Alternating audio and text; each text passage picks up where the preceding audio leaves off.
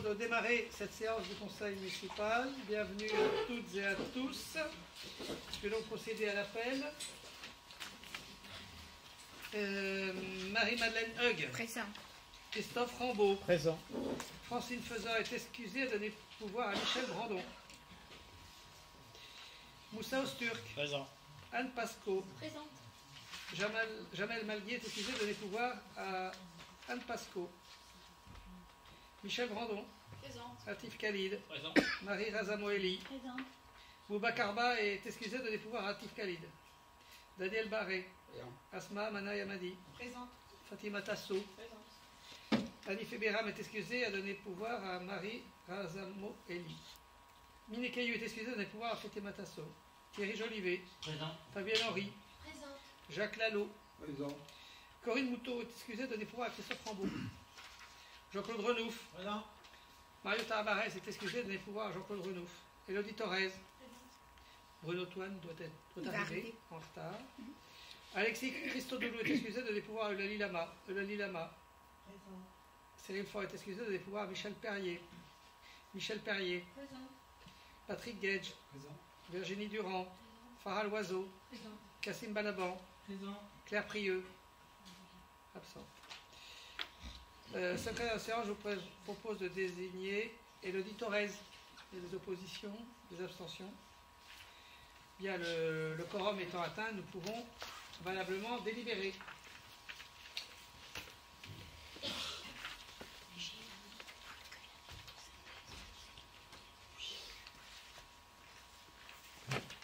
Bien.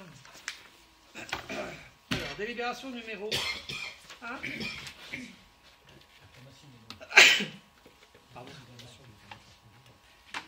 Il y a le PV. Nous devons approuver le PV du conseil municipal du 20 septembre, numéro 6 2022. Vous l'avez tous reçu. Est-ce qu'il y a des remarques? Oui, bonsoir monsieur le maire. Il n'y a pas marqué en fait notre intervention de groupe à la fin sur l'énergie. On avait eu tout à La séance avait été close et c'était hors conseil. La séance était close, c'était hors conseil. Ouais. Voilà. Mais si vous voulez.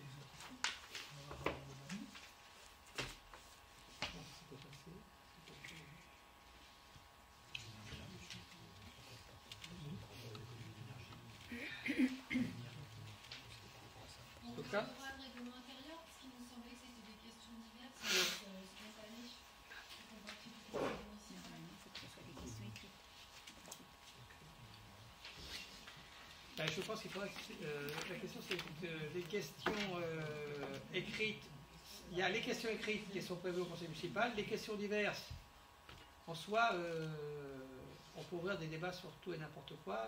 On ne peut pas nous préparer une réponse puisque voilà, moi une question écrite, j'y réponds ou je n'y réponds pas au conseil municipal verbalement ou j'y réponds après de nous par écrit. Mais dans les questions diverses, on peut ouvrir des débats sur tout ce qu'on veut, même des sujets qui ne concernent pas directement la vie locale. Donc à partir de là, c'est compliqué. Hein. Et en plus, pour y répondre, c'est compliqué parce que, ou alors c'est compliqué parce qu'on ne sait pas a priori sur quel sujet vous allez intervenir. On laisse les questions. On avait posé des questions écrites à un moment donné, mais on a eu du mal à cette époque à avoir une réponse. On avait cru comprendre que ce n'était pas une démarche que vous souhaitiez poursuivre. C'est prévu au règlement intérieur. Mais si vous nous invitez aujourd'hui à poser des questions par écrit avant, on le fera naturellement. Si vous préférez cette modalité, c'est prévu au règlement. Hein. Je ne peux pas m'opposer à l'application à la mise en œuvre du règlement. Oui. D'accord. Après les questions diverses, c'est encore autre chose. Bien, délibération numéro 1, c'est une modification de la délégation au maire d'attribution du conseil municipal suite à une modification réglementaire législative. Voilà. Madame Hug. Merci, monsieur le maire. Par délibération du 13 juin 2020, le conseil municipal a délégué au maire un certain nombre d'attributions parmi celles énumérées à l'article L2122-22 du CGCT.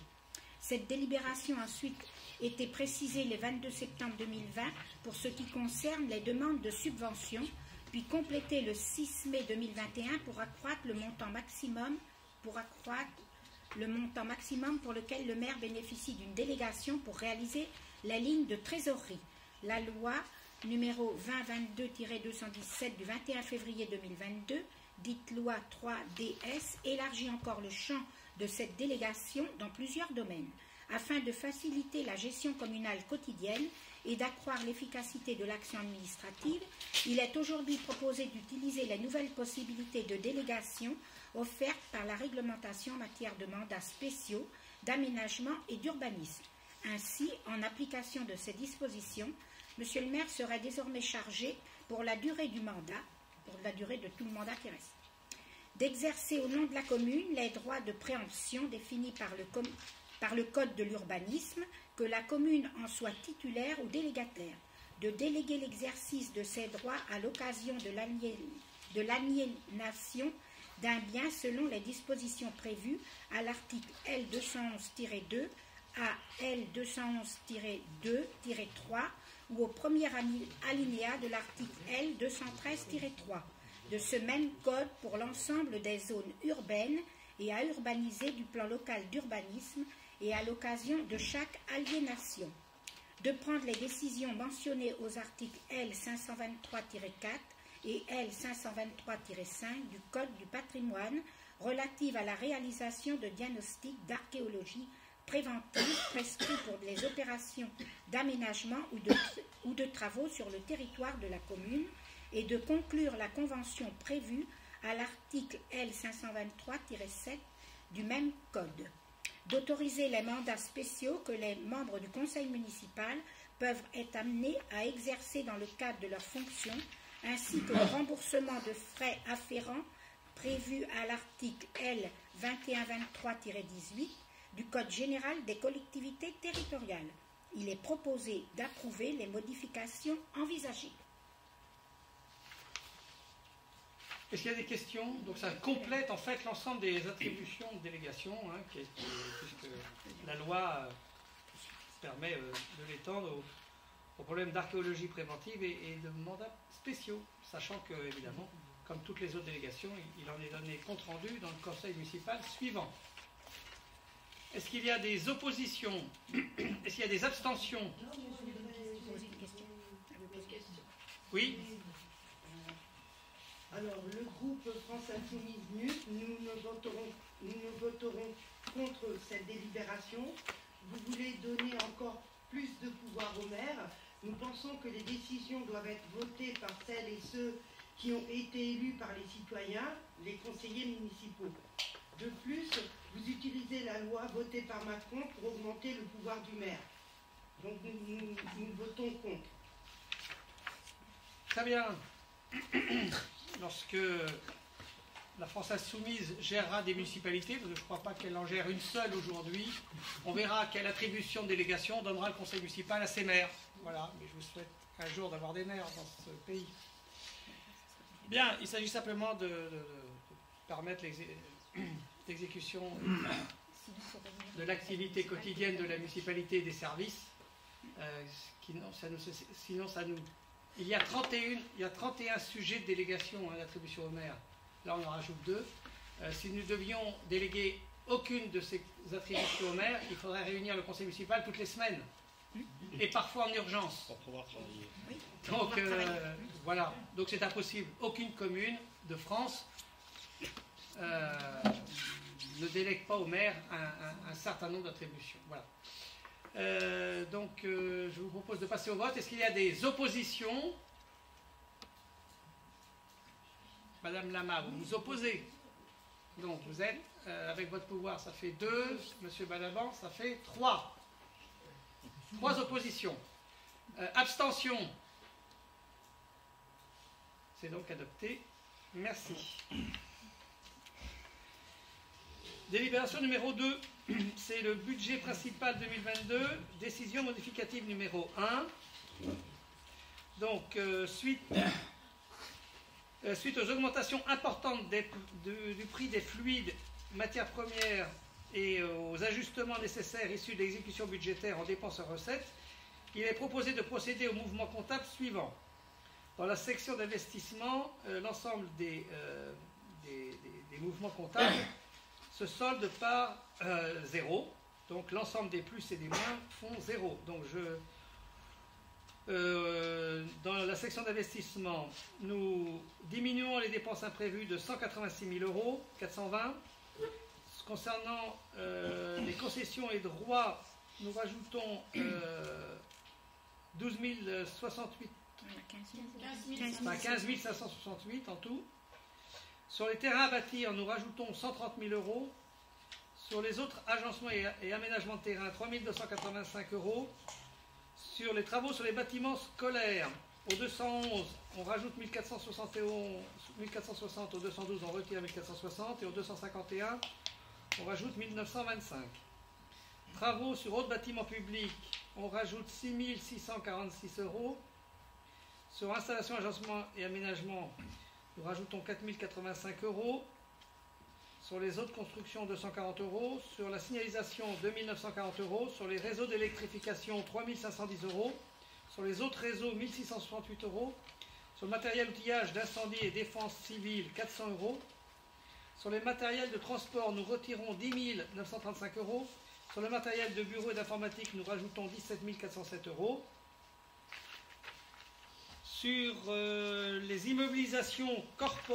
autres immobilisations corporelles, nous rajoutons 19 171 €. Sur les constructions, nous rajoutons 510 €. Et sur les avances, sur les commandes d'immobilisation corporelle, nous retirons 10 000 €. Donc l'ensemble de ces plus et des moins font 0. En fonctionnement, les dépenses et les recettes s'équilibrent à 185 058 €.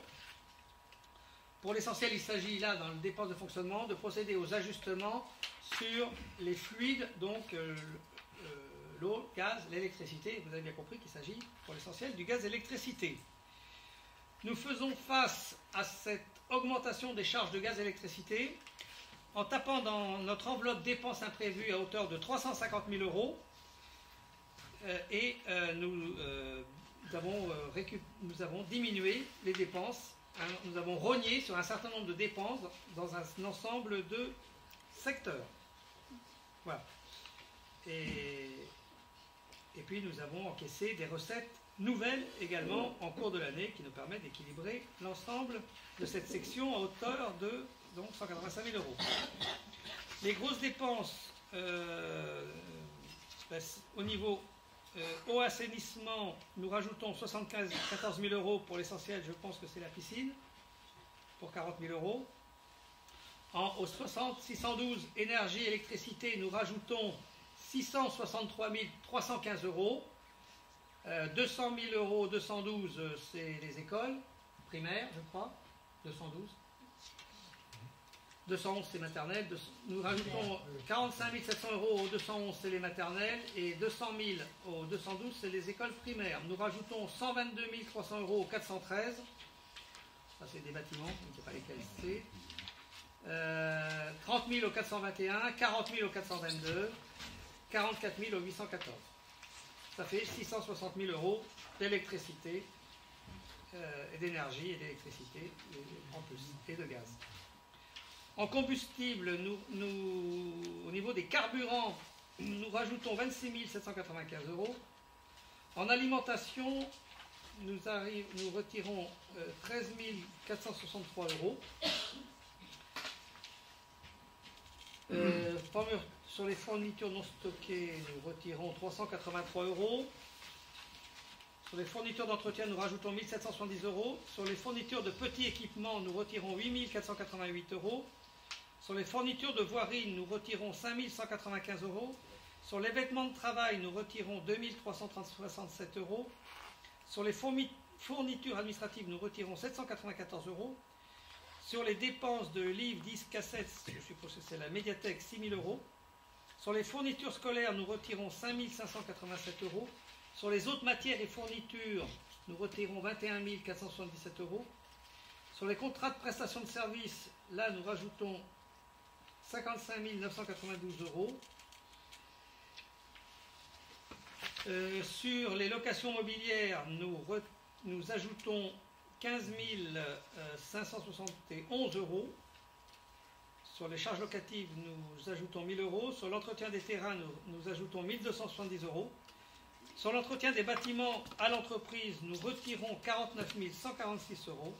Sur l'entretien des autres bâtiments à l'entreprise, nous retirons 88 740 euros.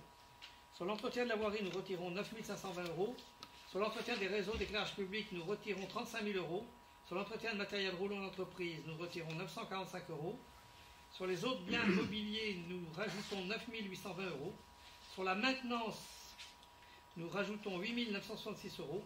Sur les études et les recherches, sur les frais d'études et de recherche, nous rajoutons 5 630 euros. Sur la documentation générale et technique, nous retirons 3 166 euros.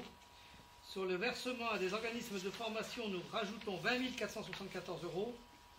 Sur les autres frais divers, 61,88, nous retirons 1025 euros. Sur les honoraires divers, nous rajoutons 12 000 euros. Sur les frais d'actes et de contentieux, nous retirons 12 000 euros. Sur les frais d'annonce et d'insertion, nous ajoutons 2 824 euros. Sur les fêtes et cérémonies, nous ajoutons 1 785 euros. Sur les catalogues et imprimés, nous retirons 150 euros. Sur les transports collectifs, nous retirons 3 371 euros. Sur les voyages et déplacements, nous ajoutons 760 euros. Sur les missions, nous rajoutons 4 777 euros. Sur les frais de réception, 62,57, nous retirons 4 351 euros. Sur les frais d'affranchissement, nous rajoutons 10 000 euros. Sur les frais de télécommunication, nous rajoutons 1 460 euros. Sur concours et cotisations divers, nous rajoutons 540 euros. Sur les frais de nettoyage des locaux, nous retirons 2 960 euros. Puis après, c'est des versements à divers organismes, 13 085 euros. Voilà, la médecine du travail. En médecine du travail et en pharmacie, 1600, nous rajoutons 1610 euros. Sur les droits d'utilisation informatique, c'est en UH, je suppose que c'est le cloud. Le cloud, nous retirons 978 euros. Sur les indemnités, nous rajoutons 11 808 euros. Sur les créances admises en non-valeur, nous retirons 180 euros. Créances État, nous ajoutons 1890 euros. Sur les subventions de fonctionnement aux associations et autres, nous rajoutons 3000 euros. Voilà pour l'essentiel. Sur les bourses et autres prix, nous rajoutons 12 141 euros. Et sur des titres annulés sur les exercices antérieurs, nous ajoutons 19 734 euros. Ce qui fait 185 000 €. En recettes, nous rajoutons sur du remboursement sur la rémunération de personnel, nous ajoutons 22 163 euros. C'est les indemnités journalières de notre personnel malade. Le remboursement sur les charges de sécurité sociale et de prévoyance, nous rajoutons 32 520 euros. Sur les redevances à caractère sportif, nous ajoutons 9 530 euros. Sur les redevances et droits des services à caractère social, nous rajoutons 1 665 euros. Sur la taxe additionnelle aux droits de mutation ou la publicité foncière, nous rajoutons 11 030 euros. Sur la dotation nationale de péréquation, nous rajoutons 8 280 euros. Au titre du fonds de compensation de la TVA, nous rajoutons 55 820 euros. Et après, sur des divers, il y a 9 375 euros de recettes en plus. Sur la participation du conseil départemental, nous rajoutons 10 020 euros. Des recettes en provenance des communes membres du GFP, c'est quoi? C'est l'aglo. Nous rajoutons 6 187 euros de recettes. Dotation de recensement de l'État, 2 345 euros. Revenu des immeubles, nous rajoutons 5 080 euros. Des produits de gestion courante, nous rajoutons 3 378 euros. Des produits exceptionnels sur opération de gestion, 1 180 euros. Des mandats annulés sur exercice antérieur, 1 749 euros. Et produits exceptionnels divers, nous ajoutons 2 000 euros, ce qui fait 185 058 euros. Voilà pour cette décision modificative. Chers amis, est-ce qu'il y a des questions?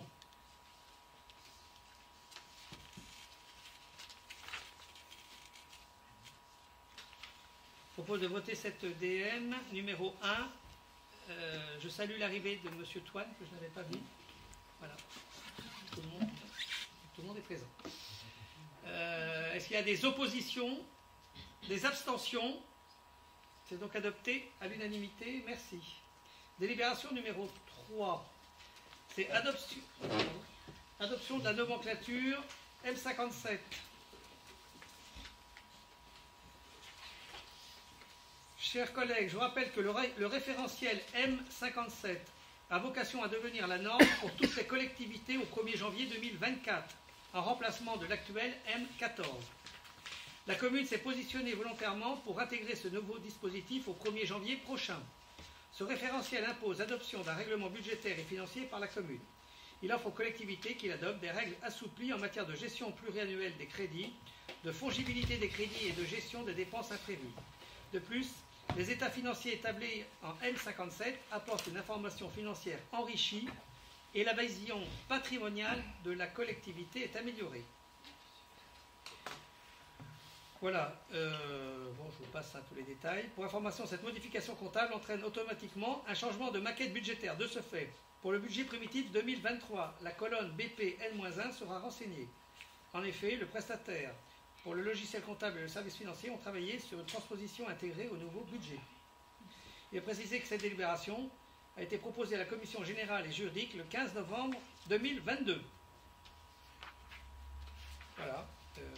Donc, compte tenu des différents arrêtés interministériels concernant la mise en œuvre de la M57 applicable aux collectivités territoriales, considérant que cette norme comptable s'appliquera à tous les budgets des communes à partir de 2024, autorise le changement de nomenclature budgétaire et comptable des budgets de la commune et adopter la nomenclature M57 à compter du 1er janvier 2023. Autorise le maire et son suppléant, en cas d'empêchement, à signer toutes les pièces nécessaires à l'exécution de la présente délibération.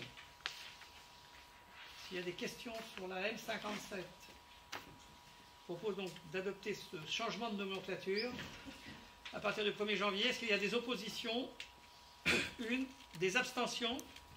C'est donc adopté. Merci. Délibération numéro 4.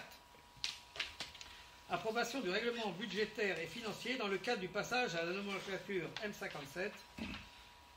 Voilà, donc vous avez eu tous en main le nouveau règlement budgétaire et financier lié à la mise en œuvre de la nomenclature M57. Je vous propose donc d'adopter ce règlement budgétaire et financier et de mettre en œuvre son exécution. Est-ce qu'il y a des questions sur le nouveau règlement budgétaire et financier lié à la mise en place de la M57? Bien, de toute façon, donc ce sera notre nouveau référentiel en matière de gestion des finances communales pour l'avenir. Est-ce qu'il y a des oppositions? Une. Des abstentions? C'est donc adopté à l'unanimité, merci. À la majorité, merci. Délibération numéro 5, garantie d'emprunt, c'est un réaménagement de la dette de Valoir Habitat, enfin d'une partie d'un emprunt de la dette.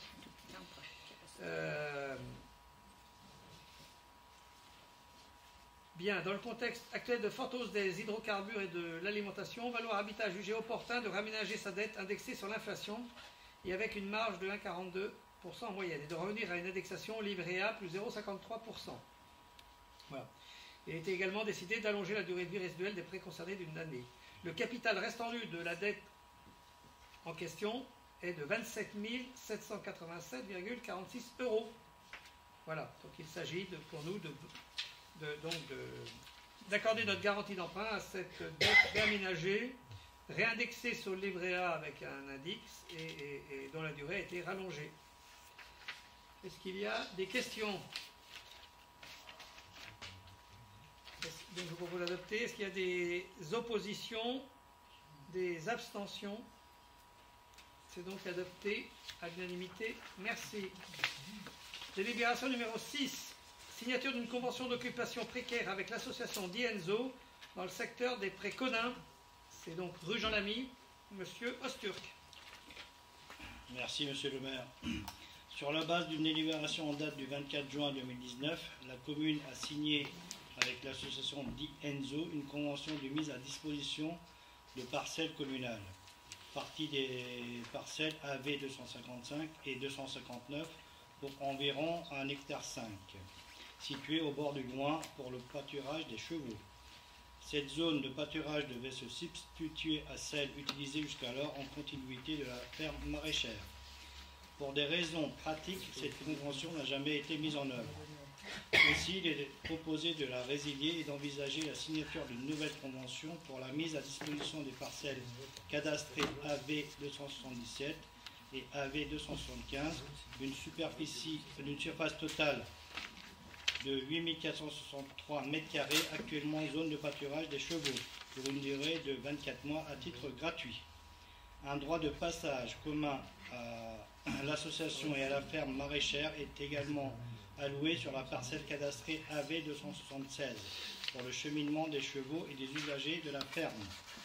En contrepartie, l'association met à disposition de la ferme maraîchère un droit d'accès sur leur propriété cadastrée AV 268, constitutif d'une servitude de passage bénéficiant aux deux activités. Il est proposé de résilier la convention de 2019, d'approuver les termes du nouvel accord et d'en autoriser la signature. Très bien. Donc vous avez reçu le plan qui va avec, qui vous explique un peu la situation des terrains. Est-ce qu'il y a des questions?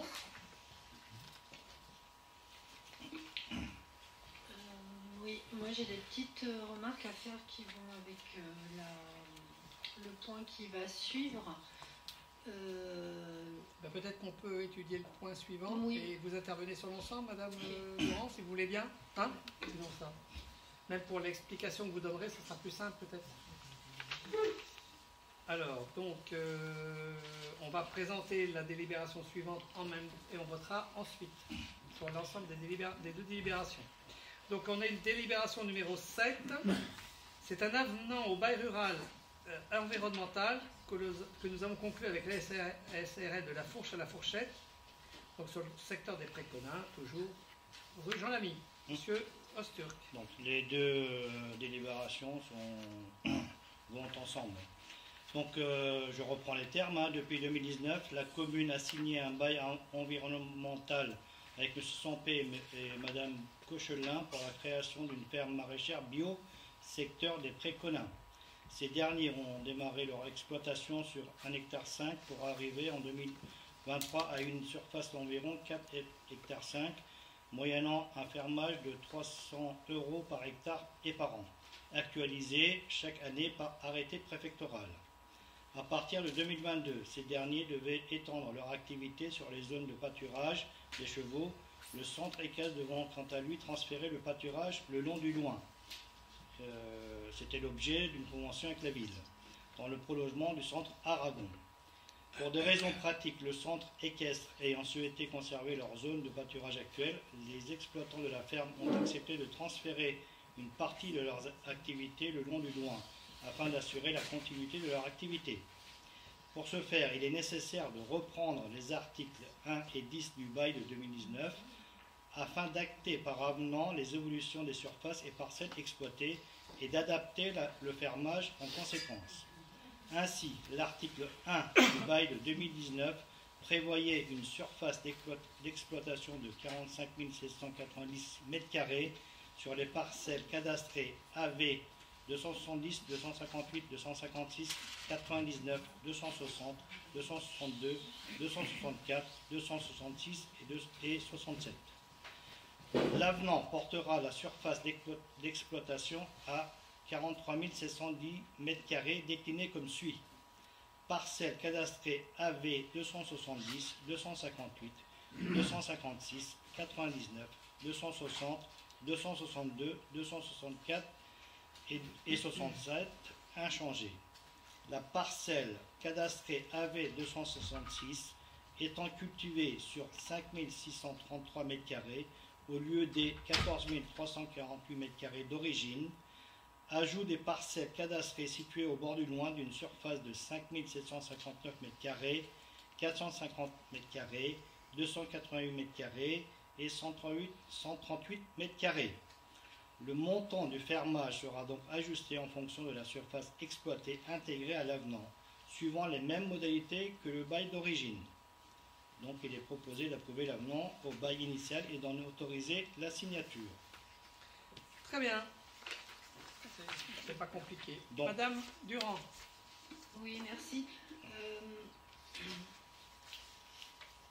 C'était en fait, ça date d'avant que nous soyons élus municipaux. Les présentations de la fourche, la fourchette, la ferme maraîchère. Et donc, moi cet été, j'ai été interpellée par pas mal de promeneurs au niveau du Préconin lorsqu'il y a eu la clôture du lieu de promenade de prairie. Et suite à cela, en fait, j'ai pu parler avec des gens du centre équestre et également aussi avec le responsable de la fourche et la fourchette. Et je me suis aperçue qu'il y avait vraiment des contentieux et des querelles, même des personnes qui ne s'adressent plus la parole, par rapport à tout ce déploiement en fait, de l'installation de la ferme. Là, à l'heure actuelle, donc le Préconin a été clôturé, donc les promeneurs ont fait leur deuil. Monsieur de cet endroit qui avait été quand même beaucoup investi en 2020 par rapport au confinement, c'est vrai que c'est un endroit qui avait été vraiment investi par les gens du coin. Donc le responsable, monsieur Sampé, de la fourche à la fourchette, a baissé ses clôtures et a dit qu'il ne mettrait pas de serre à l'endroit qui a été clôturé. Donc, parce qu'en fait, la partie, la petite partie rose là, qui n'est pas rayée, hachurée, a été clôturée cet été. Et c'était un endroit qui servait à faire courir les animaux de toutes sortes. Et les motos aussi d'ailleurs. Mais bon.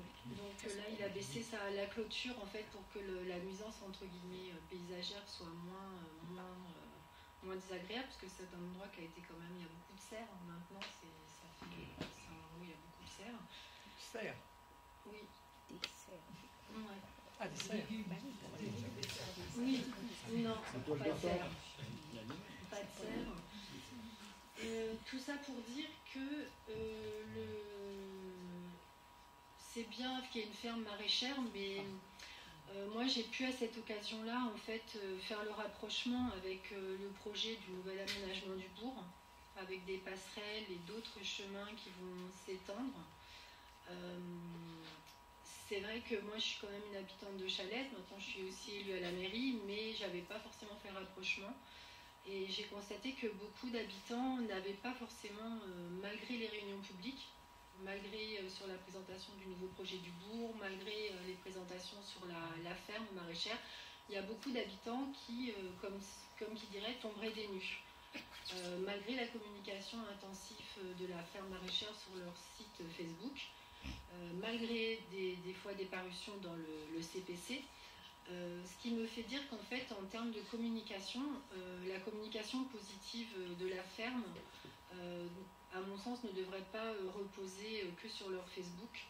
Et il me semblerait important quand même de refaire une communication au niveau des projets à long terme de la commune, d'élargir les espaces de promenade avec des nouvelles passerelles dans ce coin-là, ce qui permettrait aux gens qui ont perdu, entre guillemets, des lieux de promenade d'en profiter.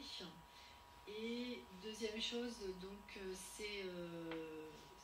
ça peut être aussi le moment de réfléchir, parce que l'installation d'une ferme urbaine, c'est vrai que c'était une innovation, mais ça peut donner quelques contrariétés par rapport à du compost, par rapport à du bruit, par rapport à du passage. Il y a eu quand même pas mal de querelles aussi au niveau des lieux de passage qu'il a fallu chercher, qu'il a fallu trouver, etc.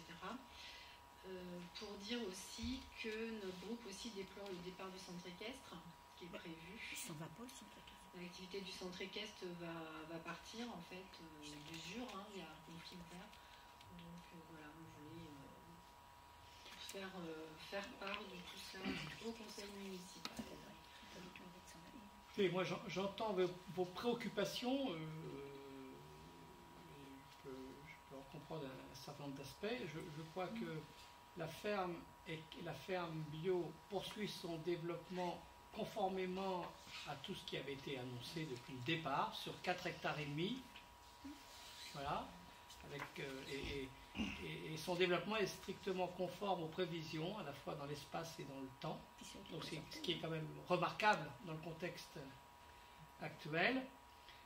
L'accès au chemin de promenade le long du Loing est maintenu, Oui. a toujours été maintenu. Oui, parce Des espaces naturels, il y en a bien d'autres dans le secteur, hein, il y a l'autre partie des Préconins que l'on peut rendre accessible aussi, si on veut, pour les promeneurs. Il y a toute la partie en amont du centre de loisirs que l'on a mis à disposition de quelqu'un qui a des chevaux ou des poneys, mais ça appartient à la ville, hein, on pourrait très bien décider de reprendre ces terrains aussi pour les rendre accessibles à tout le monde.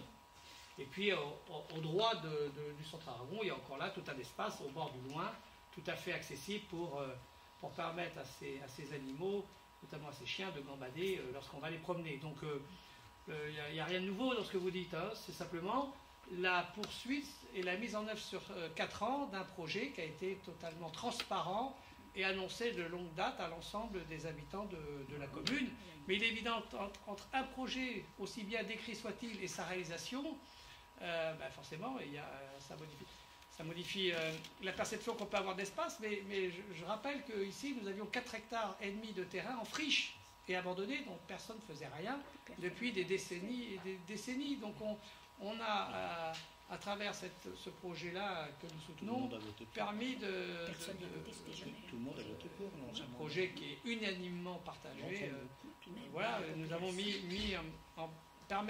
nous avons permis la réalisation d'un projet économique créateur d'emplois. Il y a 6 emplois, 7 emplois qui ont été créés. Il y a toute une économie circulaire. Enfin, on est au cœur vraiment de tout ce qu'on prône aujourd'hui à tous les niveaux en matière de développement durable, en matière notamment d'alimentation, avec une ferme bio au cœur de la ville, au cœur de l'agglo. Tout un ensemble de producteurs bio qui trouvent ici un moyen d'écouler leur production dans tous les domaines. Vraiment, il n'y a aucun... L'avenant là, il porte sur un échange qui porte sur 5000 m² de terrain, qui était plutôt au sud, qui vont se retrouver plutôt au nord, mais ils étaient déjà prévus dans l'échange. Sauf qu'au lieu que ce soit pour les chevaux, c'est pour la ferme, et au sud, au lieu que ce soit pour la ferme, ça sera pour les chevaux. Donc il n'y a rien qui est changé. Après, moi, les relations entre les riverains, forcément, les personnes, la ferme modifie les habitudes. Je crois que c'est dérisoire au regard de l'ensemble des avantages qu'il y a en matière de développement durable avec cette ferme bio et au service qu'elle rend à l'ensemble du territoire. Voilà, donc moi, on va des espaces naturels dans le bourg, il y en a beaucoup. Nous avons rajouté, vous avez vu au budget, 130 000 € pour acheter des terrains. Ça va nous permettre d'acheter des terrains dans le bourg qui vont permettre aussi, à terme, d'ouvrir aussi à travers des passerelles piétonnes sur d'autres espaces naturels. Voilà.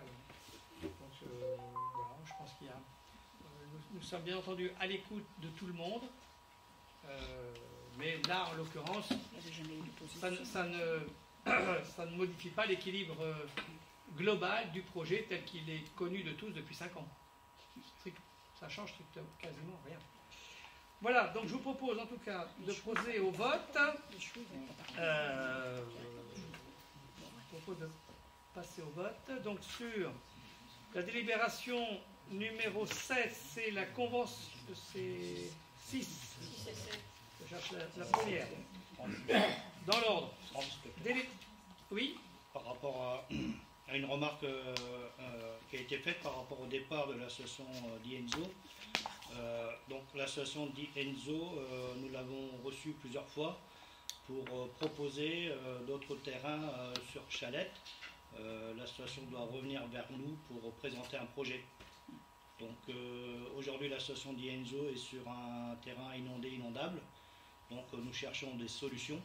Donc, nous on souhaite que ce centre équestre reste sur Chalette et nous avons proposé des solutions. C'est pour compléter l'information. Non, il n'y a aucun problème, ni avec la fourche à fourchette, ni avec Dienzo. Voilà, ce sont 2 structures qui poursuivent leur développement, avec qui on est en discussion permanente. Il n'y a aucun souci, voilà. En tout cas, pas de nature à nous inquiéter. Voilà. Donc, sur la délibération numéro 6, la signature d'une convention d'occupation précaire avec l'association Dienzo, secteur des Préconins. Est-ce qu'il y a donc des oppositions? Des oppositions, des abstentions? Donc vous ne voulez pas qu'on loue les terrains à la centre... Parce que si vous refusez, ces terrains-là aujourd'hui sont mis à disposition de la fourche à la fourchette. Donc si vous refusez qu'on les loue au centre équestre, ça ne va pas forcément dans le sens de ce que vous nous avez dit jusqu'à présent. Excusez-moi, je m'abstiens, je préfère m'abstenir parce que je vous ai dit que le centre équestre il délocalisait son activité équestre. Personnellement, j'aime beaucoup les chevaux. Et je préfère m'abstenir par rapport à l'ensemble de choses que je vous ai dit, qui ne va pas porter un poids outre mesure. On n'a rien d'officiel. Bien, donc, délibération numéro 6. Convention d'occupation précaire avec l'association DENZO, secteur des Prés-Conins. Est-ce qu'il y a des oppositions, des abstentions? Donc une, c'est donc adopté à l'unanimité, merci. Délibération numéro 7. Avenant au bail rural environnemental avec la fourche à la fourchette, secteur des Prés-Conins. Est-ce qu'il y a des oppositions, des abstentions? Une, c'est donc adopté à l'unanimité, merci. Délibération... Non, c'est l'unanimité. C'est une abstention. Délibération numéro 8, convention pour avec l'éducation nationale pour la mise en œuvre du dispositif petit déjeuner à l'école. Madame Pasco. Merci, monsieur le maire. Oui, donc considérant que la promotion de la santé à l'école s'appuie sur une démarche globale et positive et que l'alimentation des élèves a une importance capitale pour leur développement et leur capacité d'apprentissage, il importe de favoriser un climat de confiance et de réussite pour tous les élèves et pour certains, de répondre à des difficultés liées à des inégalités sociales. La stratégie nationale de prévention et de lutte contre la pauvreté, adoptée par le gouvernement en 2018, prévoit d'encourager dans les écoles primaires situées dans des territoires en difficulté sociale la distribution de petits déjeuners sur le temps périscolaire ou scolaire selon le choix de l'école et de la commune. Ce dispositif doit participer à la réduction des inégalités alimentaires pour le premier repas de la journée, indispensable à une concentration et une disponibilité aux apprentissages scolaires tout en respectant les préconisations en matière d'équilibre alimentaire. La ville a accepté d'être volontaire pour la 2e année consécutive pour promouvoir ce dispositif à destination de tous les enfants des écoles chalétoises. Aussi, il est proposé d'autoriser le maire à signer la convention afférente avec l'éducation nationale. Alors, convention que vous avez trouvée en pièces jointes et que je ne vous dirai pas parce que donc, on y est jusqu'à Noël. Bien, est-ce qu'il y a des questions, monsieur Balaban? Merci, monsieur le maire. Je voulais savoir, est-ce qu'on peut avoir le résultat des petits déjeuners qui ont été distribués et en quoi consistent ces petits déjeuners? Et parce que si j'ai bien compris, ce sont les directeurs qui décident de qu'est-ce qu'on distribue aux enfants et à quelle classe on distribue à ces enfants-là. Est-ce qu'on peut avoir un rapport de ça? Il faut le demander au conseil d'école. Hein. Mais je me sens, pourquoi c'est bien nous qu'on vote Oui, mais c'est pas nous qui mettons en œuvre. C'est mis en œuvre par les directeurs d'école eux-mêmes. Il y a marqué directeur d'école et la commune. Oui, mais c'est eux qui décident, donc il faut poser la question au directeur d'école. Et vous n'avez pas la réponse, c'est ça que vous êtes en train de me dire. Si vous avez la réponse, vous pouvez la transcrire. Oui, ben on vous la fera parvenir. Oui, merci. Voilà. Ça serait bien que tous les conseils municipaux ont cette réponse parce que là, on est en train de re-signer une convention. À part si c'est pour prendre de l'argent, il faut le dire clairement, c'est juste pour prendre de l'argent et puis finalement, la chose n'est pas faite. Monsieur Balaban, on ne prend pas d'argent du tout. Certes, c'est quelque chose qui ne coûte rien à la commune puisque ça s'équilibre, mais on ne touche la subvention qu'en fonction des factures que l'on fournit. Voilà. En fonction de choix qui sont faits par les directions d'école avec les enseignants, évidemment. Voilà. J'ai l'impression que vous ne savez pas ce que... Si, on sait très bien. Voilà. Pourquoi vous ne le fournissez pas aux conseillers municipaux? C'est ça, je ne comprends pas. On vous le donnera, monsieur Balaban, il n'y a pas de souci. On ne cache rien. Ça serait bien que ça soit présenté au conseil municipal. Le petit déjeuner à l'école, voilà, les parents d'élèves savent, tous les parents d'élèves savent ce qui est donné à leurs enfants dans chacune de leurs écoles, il n'y a pas de souci. Non, voilà. Je vous confirme que j'avais demandé au directeur d'école de transmettre le document qui dit qu'est-ce qu'il donne aux enfants et il ne l'a pas fait non plus. Les élèves savent, et les parents d'élèves savent très bien ce que les enfants ont comme déjeuner à l'école. Ou pas. Oui, mais ça c'est un choix, mais c'est plus notre choix. Nous on fait que payer et après on se fait rembourser. Mais c'est pour ça que je vous dis, il faut vous adresser à l'éducation nationale et aux directeurs d'école et aux équipes d'enseignants, puisque c'est eux qui décident de mettre en œuvre ou pas le déjeuner à l'école. C'est pas la ville, et nous on ne fait qu'assurer la logistique, et après on paye et on se fait rembourser. Point. Donc je vous renvoie sur l'école. Voilà. Et je vous l'ai déjà dit il y a un an. Hein. Excusez-moi. Justement, Donc je fais la même réponse. Monsieur Balaban, vous faites la même réponse qu'il y a un an parce que c'est la même réponse, c'est la même situation. Ça dépend des enseignants. Donc il faut vous adresser aux enseignants de vos enfants. Ils n'ont pas le temps de le faire, les enseignants? Si. Oh, arrêtez. Ah non, parce Arrêtez qu'il faut votre qu'ils cinéma. sur le temps de cours. Oui. Bah, c'est ce qui est écrit dans la convention. Je ne sais pas si vous l'avez lu en bon. Adressez-vous à l'école. Voilà. Si vous avez des explications. Oui, donc en fait, vous leur... Bien. C'est étonnant de ne pas avoir de rapport. Délibération numéro... C'est voté. Donc, convention donc, avec l'éducation nationale. Est-ce qu'il y a des oppositions, des abstentions? C'est donc adopté à l'unanimité. Merci. Délibération numéro 9.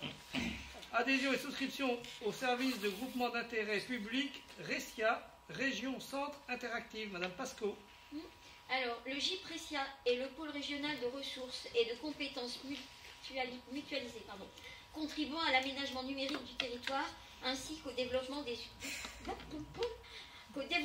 des usages des TIC. Il assure une activité de veille technologique, juridique et financière permettant de fournir des prestations d'assistance, de conseil, d'expertise auprès de ses membres. Il mène des études de pertinence, de faisabilité et contribue à l'évaluation des politiques publiques dans le domaine du numérique.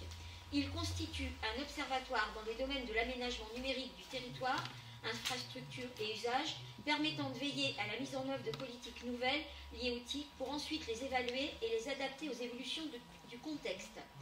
Complété par la mise à jour d'un fonds bibliographique et la réalisation d'études spécifiques, les outils proposés doivent permettre de renforcer et de partager autour du GIP les connaissances et les enjeux du numérique en région Centre-Val de Loire.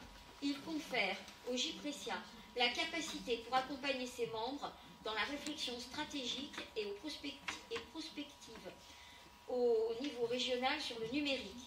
Il contribue aussi au partenariat et aux coordinations avec d'autres régions françaises ou européennes.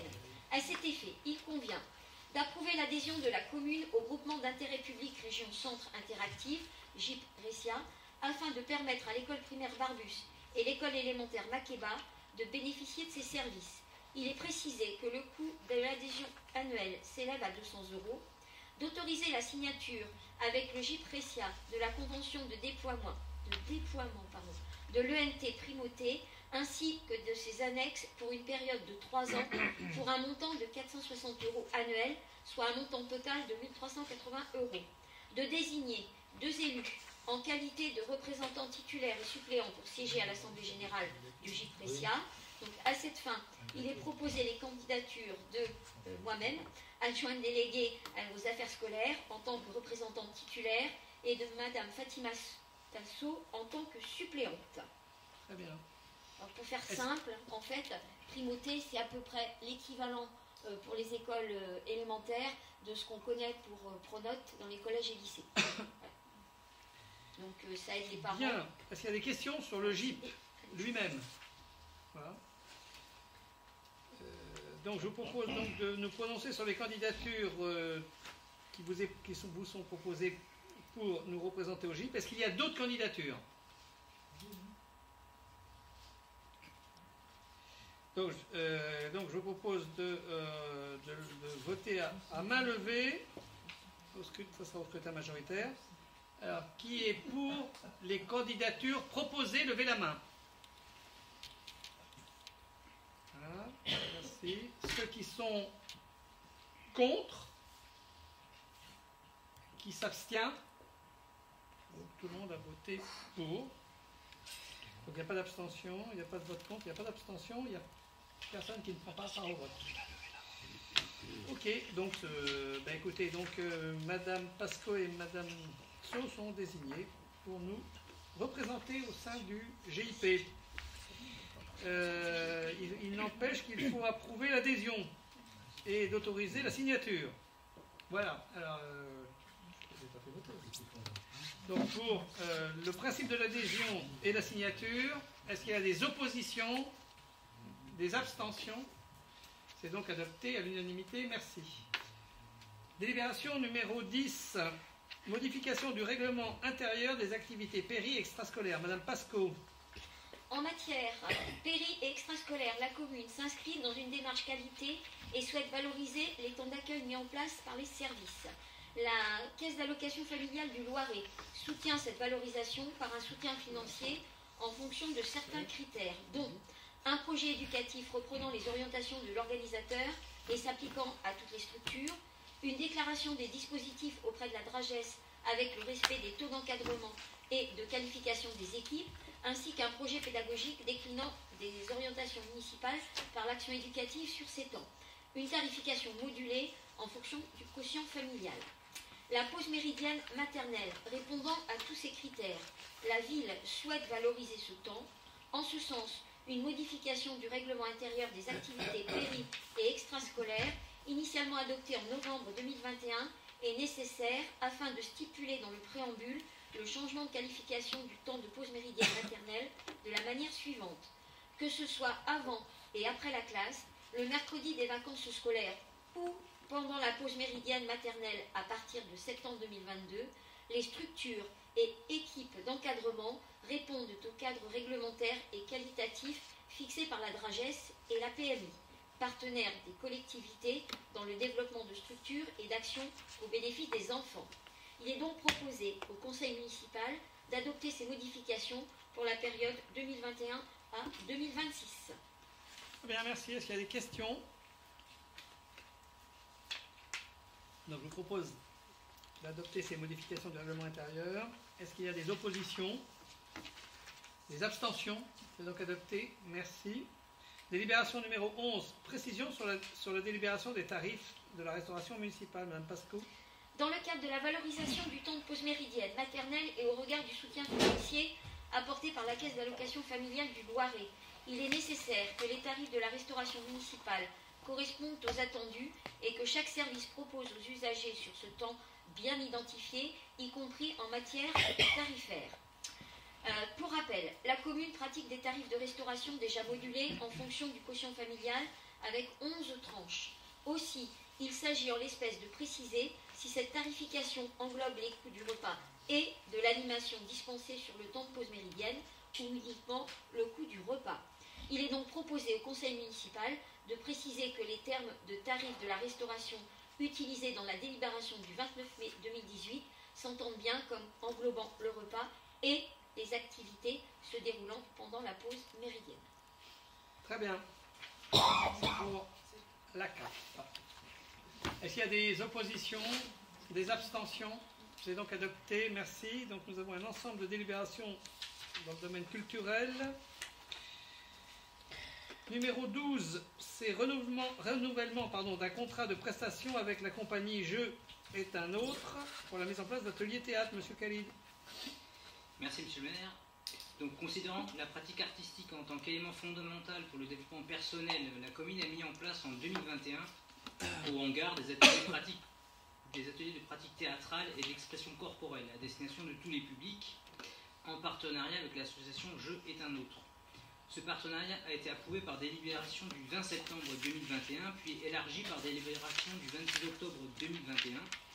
La tarification ayant quant à elle été fixée séparément par une autre délibération du 20 septembre 2021, conformément aux règles de la comptabilité publique. Devant le succès rencontré par cette initiative, notamment chez les Chalétois, il est aujourd'hui proposé de renouveler la convention de prestation avec la compagnie Jeu est un autre pour la saison 2022-2023, tout en diversifiant encore l'offre auprès de nouveaux publics. Le coût annuel de ces prestations est de 26 224 €, sachant que l'association n'est pas assujettie à la TVA.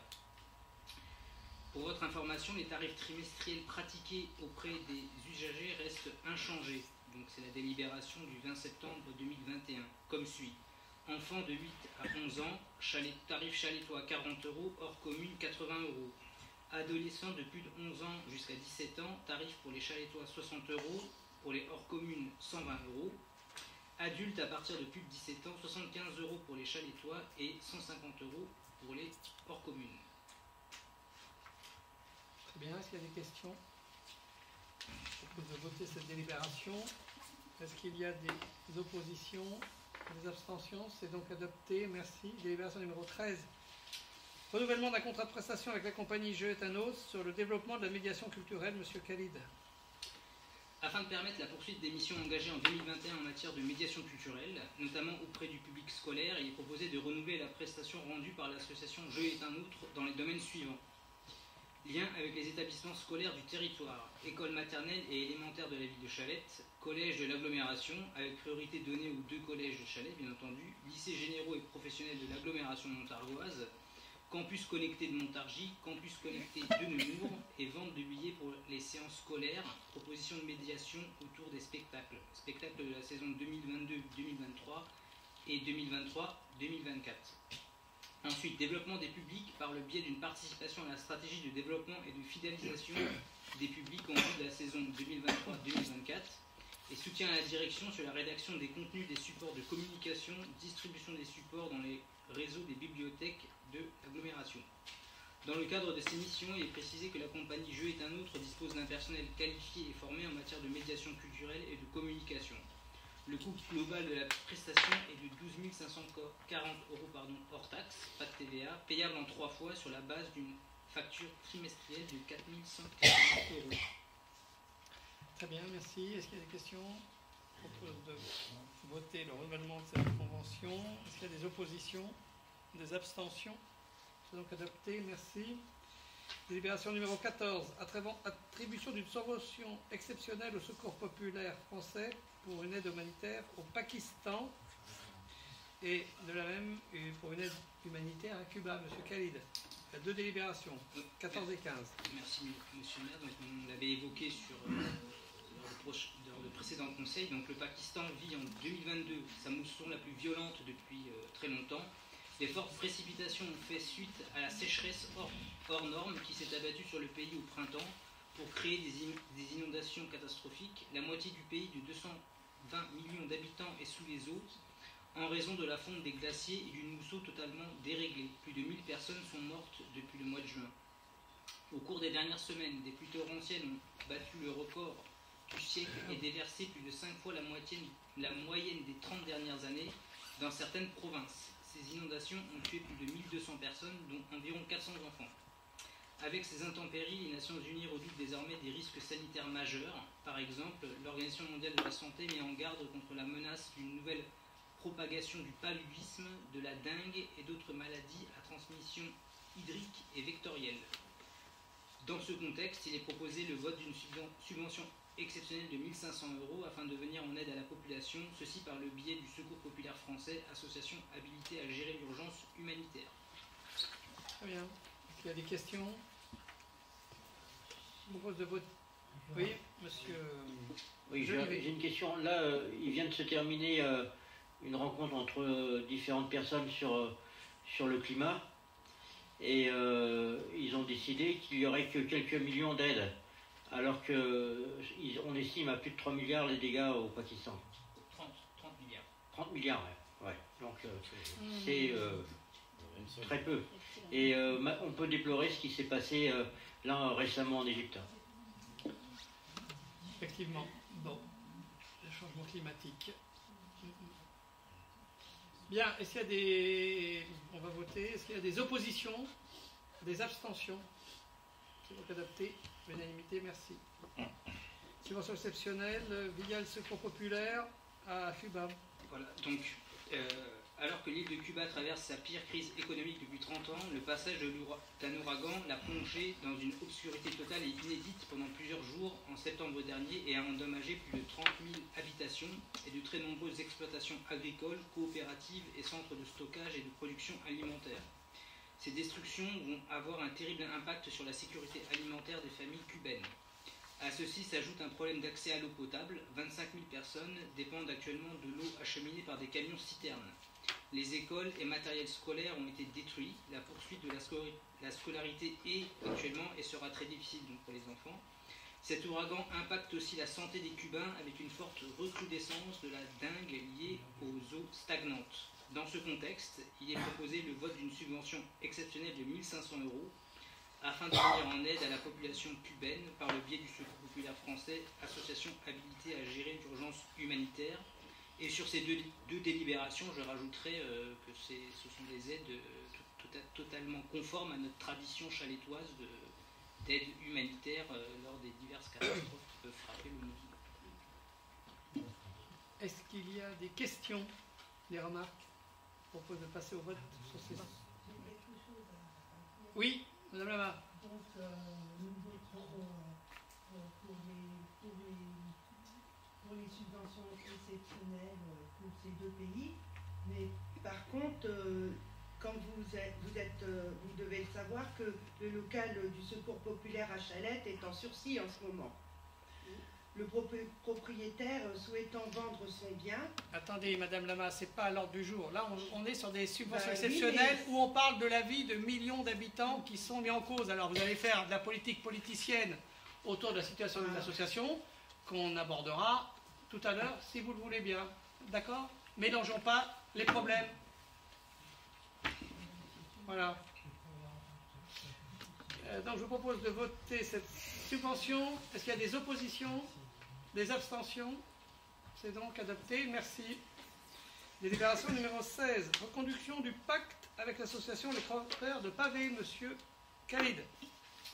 Le pacte est une subvention accordée à la commune par la région Centre-Val de Loire selon plusieurs critères, notamment le partage avec une autre structure, en l'occurrence l'association Les Croqueurs de Pavé, qui propose un festival des arts de la rue, et la diffusion d'artistes régionaux. Cette subvention est une reconnaissance du travail effectué par la collectivité et ses partenaires sur le territoire. Depuis 2019, la commune et les Croqueurs de Pavé sont associés au sein de ce dispositif de soutien à la création et à la diffusion artistique. Sur ces bases, il est proposé de reconduire le pacte en partenariat avec l'association Les Croqueurs de Pavé pour 2022. Bien. Est-ce qu'il y a des questions? Est-ce qu'il y a des oppositions? Des abstentions? C'est donc adopté, merci. Délibération numéro 17. Convention de partenariat avec l'association Les Croqueurs de Pavé relative à la mise à disposition de la salle de spectacle Le Hangar pour la période 2023 à 2025. Monsieur Khalid. L'association Les Croqueurs de Pavé est une structure installée sur le territoire chaletois depuis plus de 17 ans. Elle officie pour la promotion et la réalisation de projets circassiens territoriaux en direction de l'enfance, de la jeunesse et de la famille. Elle administre et anime une école de cirque, crée des spectacles et participe à la vie culturelle par le biais de soirées sous chapiteau. Elle rayonne également sur le territoire national par ses actions de territoire, mais aussi par la présence de certains de ses anciens élèves dans le milieu circassien professionnel. Considérant la complémentarité des actions des Croqueurs de Pavé avec celle du service culturel municipal sur le territoire, un partenariat avec cette association circassienne sur le moyen terme présente tout son intérêt afin de favoriser la diversité de programmation et l'accessibilité de tous à la culture. Dans ce contexte, il est proposé de signer avec cette association une convention relative à la mise à disposition de la salle de spectacle Le Hangar pour la période 2023-2025. Très bien. Est-ce qu'il y a des questions? Je propose donc de passer au vote. Est-ce qu'il y a des oppositions? Des abstentions? C'est donc adopté. L'unanimité, merci. Délibération numéro 18, une convention de partenariat avec l'association Jeunesse Musicale de France pour la mise à disposition de la salle de spectacle du Hangar pour la période 23-25. Les Jeunesses Musicales de France, association reconnue d'utilité publique, œuvre pour l'accès de la musique des enfants et des jeunes, prioritairement issus de territoires éloignés ou défavorisés. Le réseau Jeunesse Musicale de France, composé de 1000 bénévoles et 400 partenaires culturels, organise chaque année 2000 spectacles, ateliers et événements, principalement sur le temps scolaire. Avec près de 150 artistes professionnels, ils offrent ainsi à plus de 350 000 spectateurs de 3 à 18 ans une première expérience musicale forte, soutenue par un accompagnement pédagogique innovant.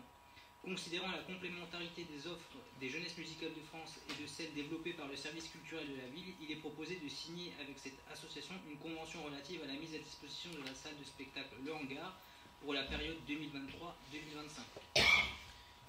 Très bien. Est-ce qu'il y a des oppositions? Des abstentions? C'est donc adopté. Merci. Délibération numéro 19, convention de partenariat avec l'association Label Tramp pour la mise à disposition du hangar pour la période 23-25. L'association Label Tramp offre depuis maintenant 10 ans une visibilité aux jeunes artistes de la région et à proximité par le biais d'un tremplin musical. Ce dernier s'organise de la façon suivante. Une présélection sur dossier d'une dizaine de groupes, 3 soirées de sélection, 3 ou 4 groupes présentés par soirée avec un finaliste avec public, une finale avec prix et public. Considérant la complémentarité de ce tremplin et des missions du service culturel de la ville, il est proposé de signer avec cette association une convention relative à la mise à disposition de la salle de spectacle Le Hangar pour la période 2023-2025 afin de favoriser la diversité de programmation et l'accessibilité de tous à la culture. Très bien, s'il y a des questions, je propose de voter cette délibération. Est-ce qu'il y a des oppositions, des abstentions? C'est donc adopté. Merci. Délibération numéro 20.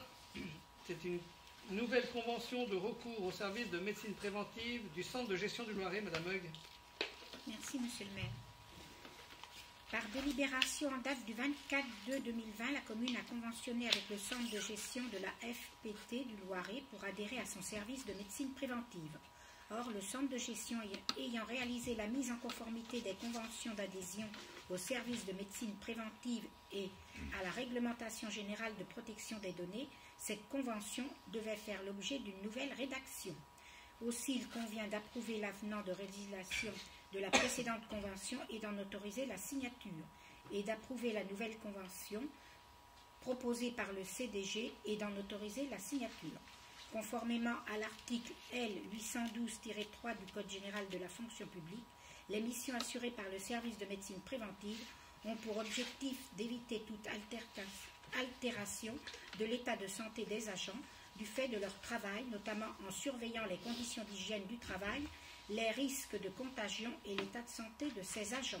Le service est également à la disposition de l'autorité territoriale pour toute question concernant les mesures de nature à améliorer l'hygiène générale des locaux, la prévention des accidents et des maladies professionnelles et l'éducation sanitaire. Les différentes missions assurées par le service de médecine préventive sont ainsi les suivantes. Surveillance médicale des agents, action sur le milieu professionnel correspondant au tiers tendu service de médecine préventive pour la collectivité, prévention globale en santé et sécurité au travail. Le service de médecine préventive assure les missions prévues aux articles 14 à 19-1 du décret numéro 85-603 du 10 juin 1985. Édition d'un rapport annuel d'activité. En outre, il est précisé que le montant annuel de la participation due par la collectivité signataire de la présente convention en échange de ses missions est fixé à un taux de cotisation additionnelle de 0,33% du montant de l'ensemble des rémunérations du personnel de la collectivité. Très bien. Merci. Est-ce qu'il y a des questions? Donc, ça propose d'adopter donc, cette convention pour le recours au service de médecine préventive du centre de gestion du Loiret. Est-ce qu'il y a des oppositions? Des abstentions? C'est donc adopté. Merci. Délibération numéro 21. Mise à jour du tableau des effectifs. Madame Hug. Il est nécessaire de procéder à la mise à jour du tableau des effectifs de la façon suivante.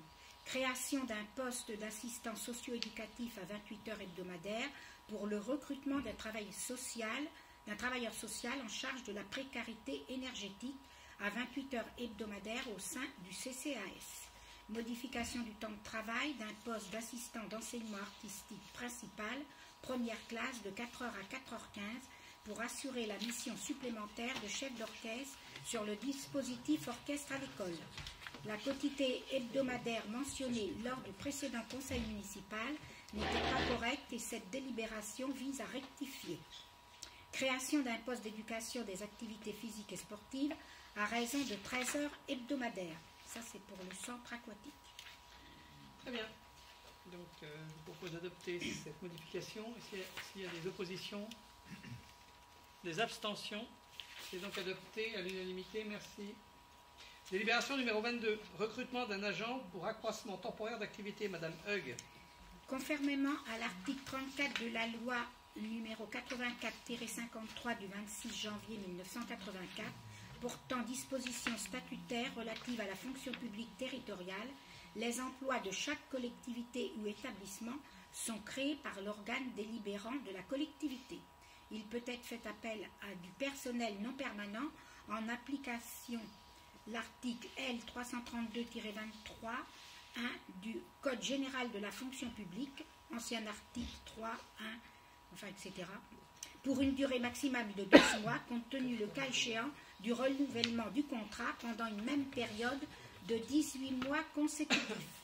Sur ces bases, il est proposé de créer un poste de rédacteur principal 2e classe au service financier à 4 heures hebdomadaires afin de tenir compte de l'avancement de grade d'un agent déjà en poste sur cette même quotité hebdomadaire. La rémunération de l'emploi de rédacteur principal s'effectuera par référence à la grille indiciaire afférente au grade d'adjoint d'animation territoriale et variera selon les fonctions, diplôme et l'expérience professionnelle du candidat retenu. L'agent devra disposer d'une expérience significative pour une fonction similaire. Très bien, merci. Est-ce qu'il y a des oppositions, des abstentions? C'est donc adopté. Merci. Délibération numéro 23. Recours à une photographe pour assurer des vacations au service communication pour la réalisation de reportages photos. Madame Hug. Par délibération du 24 mai 2022, le Conseil municipal a décidé de recourir au service d'un photographe professionnel vacataire pour assurer des reportages photos afin de répondre aux besoins ponctuels du service communication dans ce domaine spécifique. Au vu des besoins récurrents du service, il est aujourd'hui proposé de prolonger ce dispositif pour la période du 23/11/2022 au 31/12/2022. Il est précisé que ces interventions présenteront un caractère ponctuel, discontinu et sans aucune régularité. Sur ces bases, il est proposé, comme initialement, de rémunérer ce professionnel à la vacation à raison de 20 € bruts de l'heure dans la limite de 90 heures sur la période. Très bien. Est-ce qu'il y a des oppositions, des abstentions? C'est donc adopté. Merci. Délibération numéro 24. Création d'emplois permanents et autorisation de recrutement contractuel. Madame Hug. Au terme de l'article 34 de la loi numéro 84-53 du 26 janvier 1984, modifiée portant dispositions statutaires relatives à la fonction publique territoriale, les emplois de chaque collectivité ou établissement sont créés par l'organe délibérant de la collectivité ou de l'établissement. Ainsi, il appartient à l'Assemblée délibérante de déterminer l'effectif des emplois. Compte tenu de la spécificité et de la technicité des emplois de directeur de pôle action sociale et famille et de directeur de la santé, la commune souhaite créer 2 emplois permanents d'attachés à temps complet, à savoir 1 pour exercer les fonctions de directeur de santé à compter du 29 novembre 2022, 1 pour exercer les fonctions de directeur de pôle action sociale à compter du 1er décembre 2022. Ces emplois pourront être pourvus par un fonctionnaire de catégorie A de la filière administrative du cadre d'emploi des attachés au grade d'attaché. Pour exercer les fonctions de directeur de santé, l'agent contractuel devra justifier d'un diplôme de niveau 6 en droit public ou un lien avec les organisations médico-sociales. Pour exercer les fonctions de directeur du pôle action sociale et famille, l'agent contractuel devra justifier d'un diplôme de niveau 6 en direction d'organisation sociale. La rémunération sera calculée par référence à l'échelle indiciaire du grade de attaché. Ces emplois, au regard de leur spécificité, de l'expertise et des compétences attendues, pourront être occupés par un agent contractuel relevant de la catégorie A, conformément à l'article 3-3-2 de la loi numéro 84-53 du 26 janvier 1984, qui permet aux collectivités territoriales et aux établissements publics locaux, lorsque les besoins des services ou la nature des fonctions le justifient, et sous réserve qu'aucun fonctionnaire n'ait pu être recruté, de recruter un contractuel sur tout emploi permanent. L'agent contractuel sera alors recruté par voie de contrat à durée déterminée pour une durée de 3 ans. Le recrutement de l'agent contractuel sera prononcé à l'issue d'une procédure prévue par les décrets numéro 2019-1414 du 9 décembre 2019 et numéro 88-145 du 15 février 1988, ceci afin de garantir l'égal accès aux emplois publics. Ce contrat sera renouvelable par reconduction express en respectant la procédure de recrutement mentionnée ci-dessus. La durée totale des contrats ne pourra excéder 6 ans. À l'issue de cette période maximale de 6 ans, le contrat de l'agent sera reconduit pour une durée indéterminée.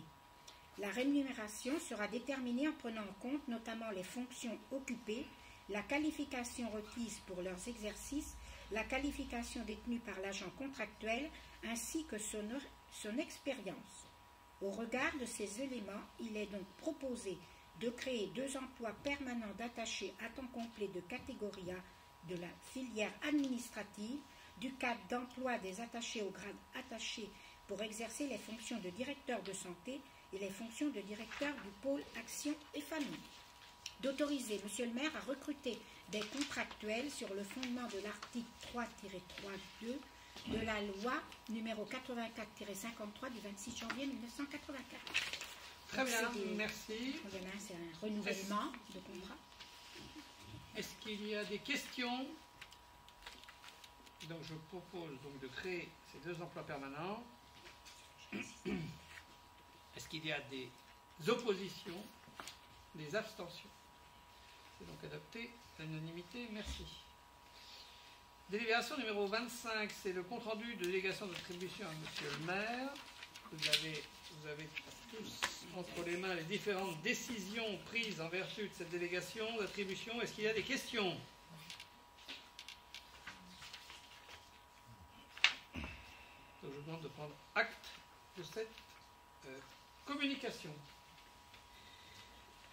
Alors, il nous reste la motion. Je vous informe que la France mène 4 à 1. C'est ça? Il reste 10 minutes de jeu. Je dis ça pour ceux qui étaient angoissés avant le conseil municipal.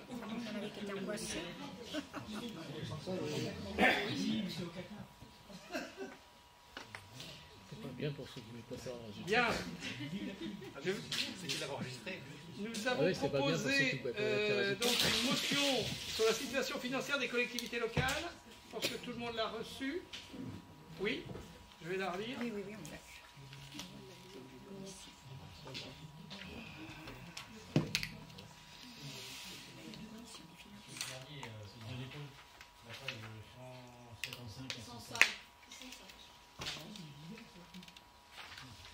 Bien, chers collègues, la hausse du prix de l'énergie a un impact direct sur les particuliers, les entreprises, mais aussi sur les collectivités territoriales.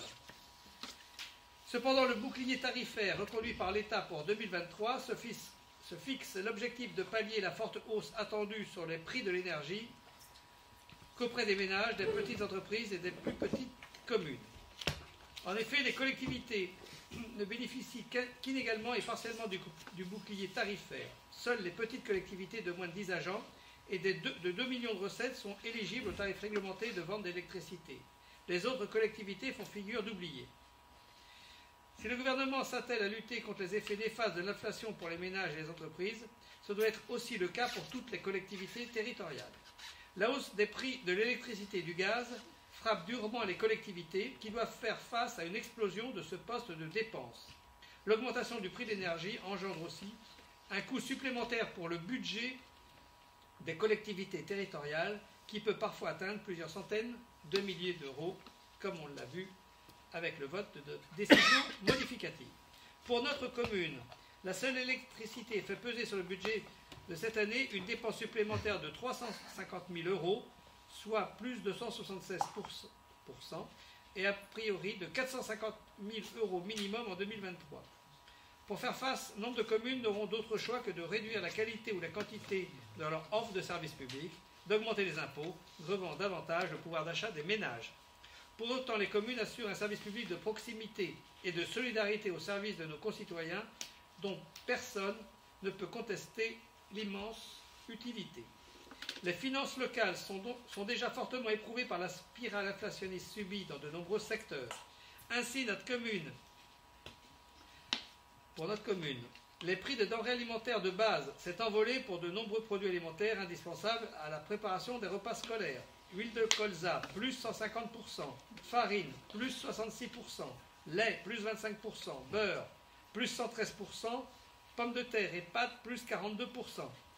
Cet édifiant constat se retrouve malheureusement dans les coûts des transports scolaires, plus 15%, d'assurance de nos bâtiments, plus 50%, du papier, plus 70%, de l'entretien du linge, plus 40%, et des carburants.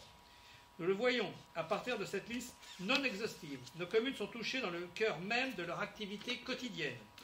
Conscients de leurs responsabilités, les élus de la ville de Chalette-sur-Loing se refusent à faire porter cette charge financière sur les habitants, d'autant plus que la réforme de la fiscalité locale ferait porter cet effort sur les seuls propriétaires au titre de la taxe foncière. Le gouvernement n'a pour le moment pas apporté de réponse satisfaisante et ne semble pas enclin à compenser le trou budgétaire des collectivités territoriales.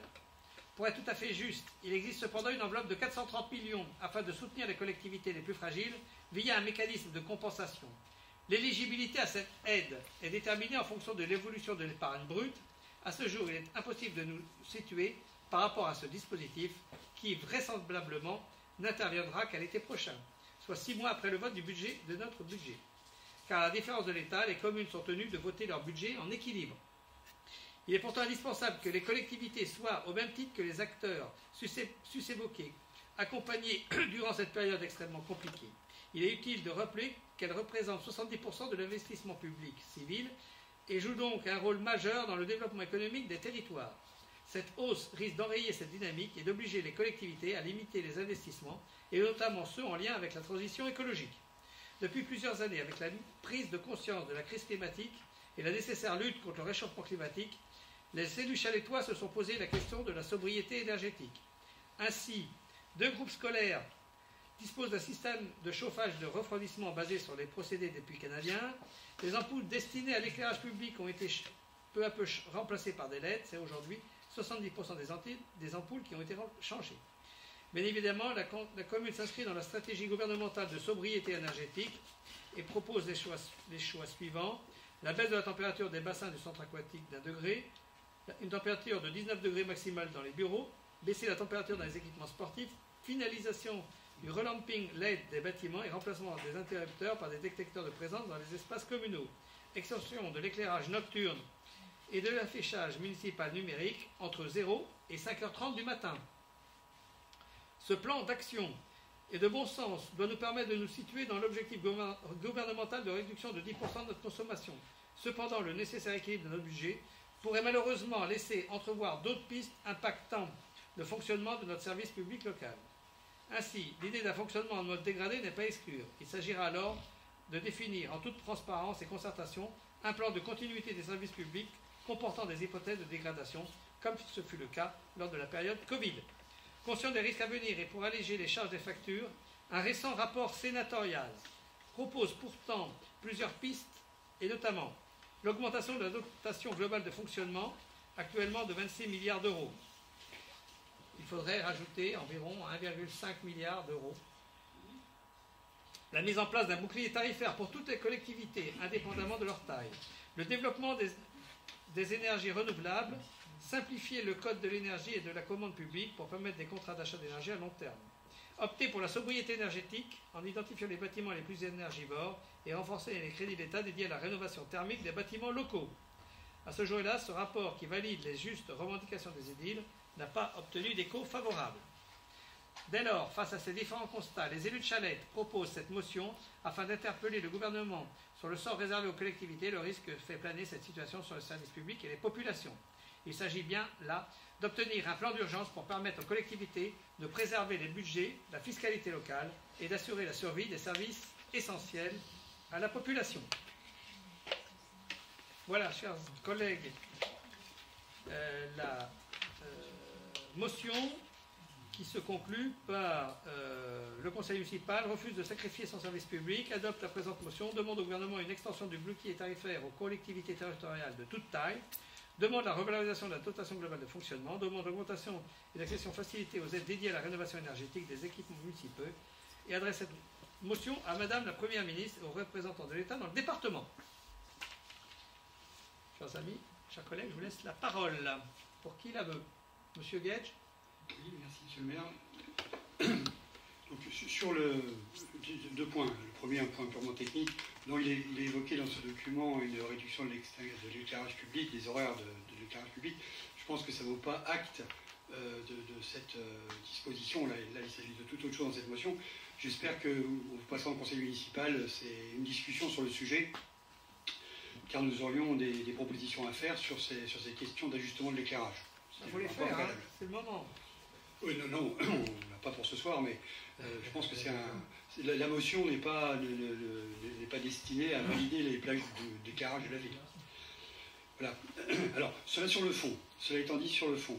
Donc, vous rappelez justement la situation de l'inflation, et en vous basant sur un rapport sénatorial, finalement, la commune demande plus d'argent à l'État, comme d'autres communes le font. Alors, personne ne sait de quoi l'avenir sera fait, mais il me paraît possible en tout cas, et peut-être probable, que l'inflation va se poursuivre, que l'État ne va pas donner beaucoup plus d'argent aux communes, et donc il va y avoir une situation de difficulté croissante pour les communes, dont Chalette-sur-Loing, sur cette question budgétaire évidemment. Là, je vous soumets l'idée que si cet avenir noir arrive, de peut-être créer une instance de concertation avec l'opposition, peut-être un groupe de travail, je ne sais pas quelle serait sa forme, pour voir comment il sera possible d'ajuster au mieux la situation de la ville, compte tenu du fait, est-ce qu'il faudra augmenter l'endettement, est-ce qu'il faudra réduire certains services. L'État ne va pas tout compenser, probablement et malheureusement. Donc je vous soumets cette proposition. Cette proposition, elle est acceptée d'office, évidemment. D'abord pour une question de démocratie locale, bien entendu, mais tout simplement parce que nous allons devoir en discuter tous ensemble. Il y a, dans quelques semaines, en janvier, nous allons avoir une discussion autour du rapport d'orientation budgétaire pour 2023, et début février, on souhaite adopter le budget de la commune. Donc, à travers ces deux discussions au conseil municipal de janvier et de février, nous aurons tout loisir d'aborder sur le fond toutes ces questions. Voilà, auxquelles l'opposition, bien entendu, sera associée, et bien entendu, l'ensemble de vos propositions seront les bienvenues. Voilà. Monsieur Lalo. Monsieur le maire, chers collègues, quelques réflexions à propos de cette motion, de ce vœu qui se proposait ce soir. Face à l'augmentation des prix, plus particulièrement le prix de l'énergie, gaz, électricité, ce vœu est juste, hein, il met en péril le budget des collectivités comme la nôtre, sinon nous n'aurions pas voté les décisions modificatives qui ont précédé. Je pense qu'on peut juste dire que c'est une véritable bombe contre la démocratie, au sens où ça empêche les collectivités de s'administrer sereinement. La guerre menée aujourd'hui par la Russie en Ukraine entraîne cette crise du gaz. C'est généralement ce qu'on entend sur les médias.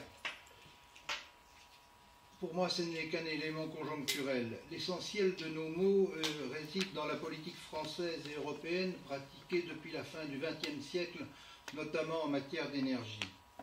Quelques rappels. Fin des années 1990, les directives européennes sur l'énergie sont transposées dans le droit français. Le 9 août 2004, EDF et GDF changent de statut et deviennent des sociétés anonymes. Avec cette privatisation du service public, c'est l'ouverture à la concurrence pour les collectivités et les entreprises. Le 29 mai 2005, oui, si ma mémoire est bonne, 29 mai 2005, les Français, par référendum, rejettent le traité constitutionnel européen, et en particulier dans ce traité, le concept de concurrence dite libre et non faussée. Le 13 décembre 2007, au mépris de l'avis des peuples français et hollandais, est signé le traité de Lisbonne, qui oriente l'Europe dans la course à la libéralisation de l'économie, instituant ce fameux dogme de la concurrence libre et non faussée. Décembre 2010, pour aller plus vite et plus loin dans la remise du secteur énergétique français au privé, la norme, nouvelle organisation du marché de l'électricité, entre en action. L'Agence de régulation de l'électricité nucléaire historique est instituée pour imposer sur le marché de l'énergie les opérateurs privés qui souvent se réclament de l'énergie verte. L'AREN impose à EDF de céder à prix coûtant 42 € le mégawattheure, 25% de sa production électrique. La dite production étant vendue sur le marché à des prix spéculatifs, pour information, 212 € le mégawattheure ce jour. Il est évalué pour à 244 € le mégawattheure demain. Le manque à gagner pour l'opérateur historique, l'abandon du service public porté par Marcel Paul, le ministre communiste qui signait le 8 avril 1946 la loi de création d'EDF-GDF, c'est pour une très large partie là que résident les difficultés financières qui entravent EDF dans ses capacités de maintenance des centrales nucléaires. Depuis, le tarif de l'électricité est indexé sur le prix du gaz, qui galope. En France, l'électricité d'origine gazière est inférieure à 10% de la production totale. Son prix de vente de l'électricité est donc artificiellement gonflé. L'Espagne et le Portugal sont sortis de ce mécanisme inflationniste. Qu'attendons-nous pour emboîter le pas? Enfin, il nous faut sortir du marché de l'électricité. Il nous faut sortir le marché de l'électricité et du gaz des pattes des traders, qui, comme le soulignait sur LCP le sénateur communiste Fabien Gay, font flamber artificiellement le prix de l'énergie. Aujourd'hui, il est bien évidemment nécessaire de voter le vœu qui nous est proposé. Demain, nous devons mobiliser pour une véritable nationalisation du secteur de la production et de la distribution de l'électricité et du gaz. Demain, nous avons le devoir pour les ménages, pour les collectivités, de considérer l'énergie comme un bien de première nécessité à travers un tarif social régulé. Je vous remercie. Merci, Monsieur Lalo. Est-ce qu'il y a des interventions? Monsieur Balaban. Merci, Monsieur le maire. Donc, je voterai cette motion car je suis tout à fait d'accord avec vous. Et également avec le discours de Monsieur Lalo. Par contre, moi, je vais être un peu plus dans le concret. Moi, lorsque j'étais délégué à la petite enfance, j'avais demandé à ce qu'il soit possible. Alors, à l'époque, ce n'était pas encore possible parce qu'il fallait attendre 3 ans, vu qu'on avait déjà eu des aides de la CAF nationale, de la CNAF.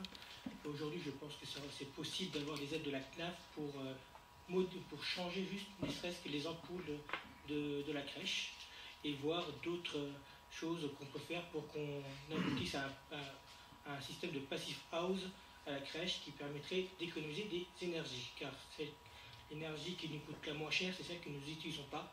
Je pense que nous devons également y penser pour le futur gymnase, à être en passive house et également pour tous nos bâtiments, comme le passage en triple vitrage pour notre mairie par exemple, et puis faire de l'isolation intérieure ou extérieure. Cela demande une réflexion.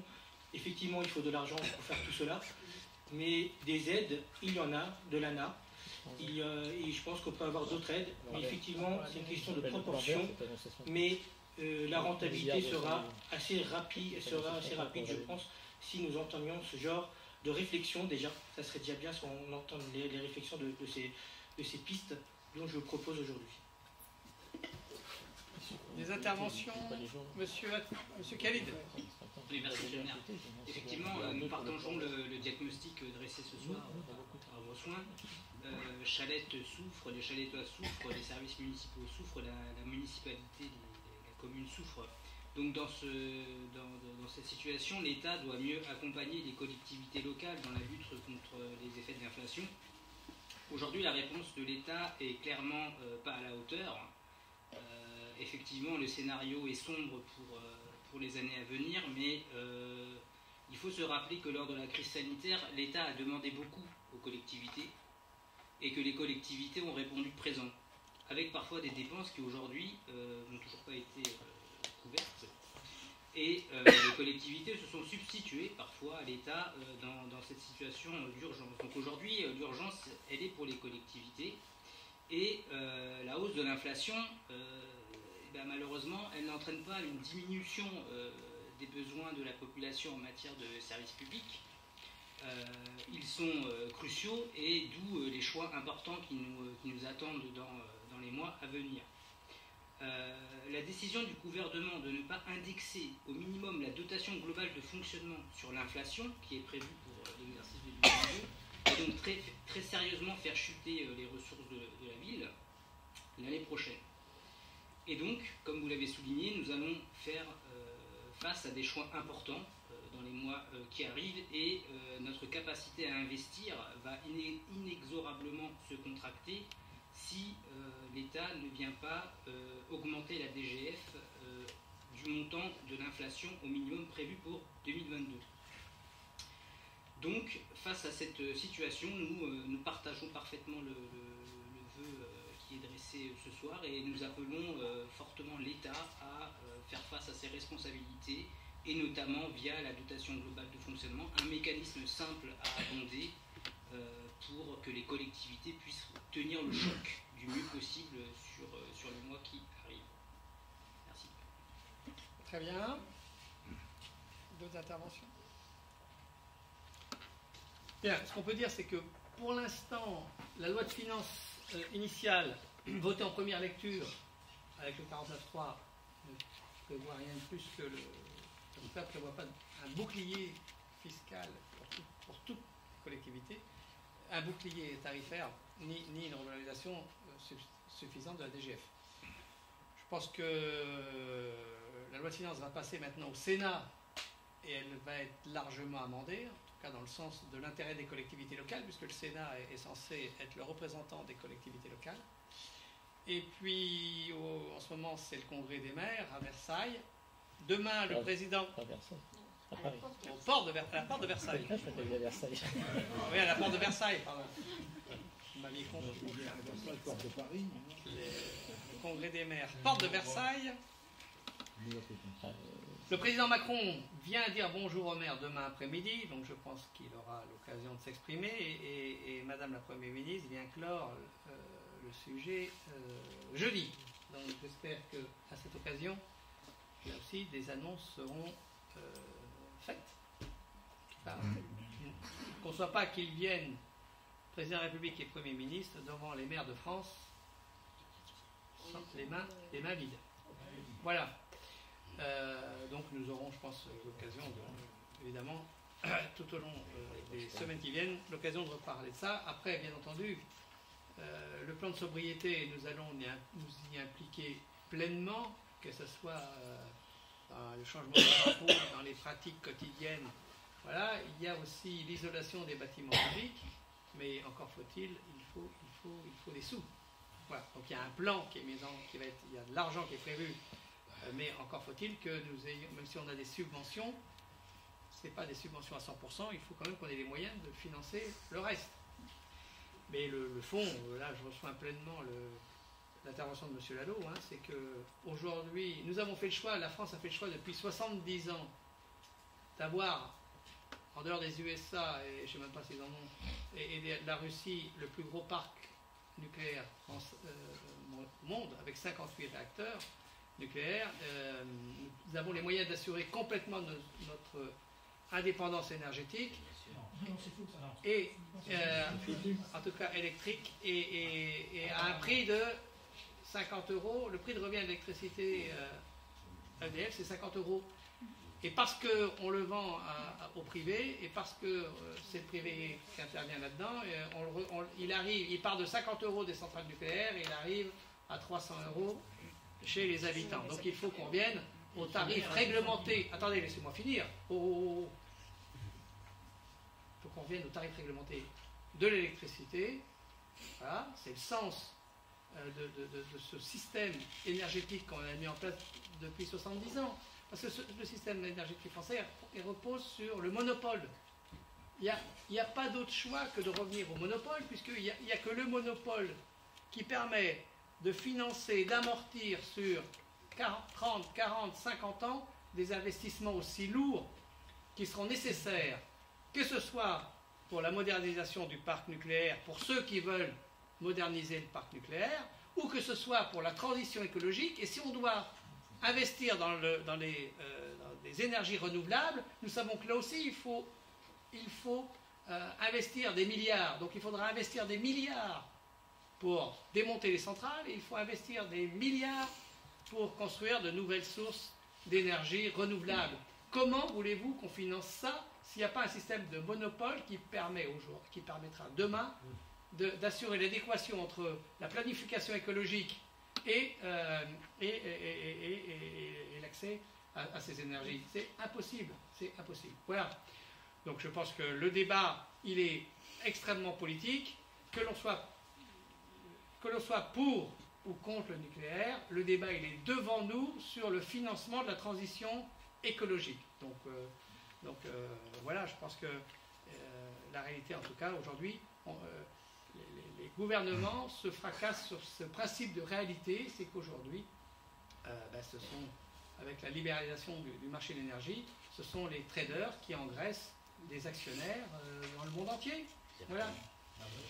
Bien, je vous propose que donc la motion, de passer au vote de cette motion. Est-ce qu'il y a des oppositions? Est-ce qu'il y a... Non, c'est fini. C'est fini. Est-ce qu'il y a des oppositions? L'uranium vient du Niger. Est-ce qu'il y a... Oui. On ne rentre pas dans le débat sur le nucléaire. Quand vous dites que attendez, on ne rentre pas dans le débat sur le nucléaire. Qu'on soit pour, qu'on sorte du nucléaire ou pas, il faut investir des milliards. Bien, donc je vous propose... Tu n'es pas d'une dépendance énergétique. Oui. Oui, parce que l'uranium vient du Niger et du Kazakhstan. Très bien. Non, il faut dire... Non, mais bon, la France a des stocks d'uranium pour des décennies. Bien, mais est-ce qu'on peut passer au vote de la motion? Ce débat, on l'aura chacun, un débat public, organiser des débats publics avec la population à Chalette, et tout le monde, les Chalettois auront comme ça l'occasion de venir s'informer. Merci beaucoup, parce qu'il y en a une en décembre, monsieur le maire, justement. Ça tombe bien. Très bien, mais il faut éviter les raccourcis. Voilà. Bien, je vous propose de voter la délibération, la motion. Est-ce qu'il y a des oppositions, des abstentions? Elle est donc adoptée et elle sera donc transmise à qui de droit. Merci. Attendez, j'ai quelques informations.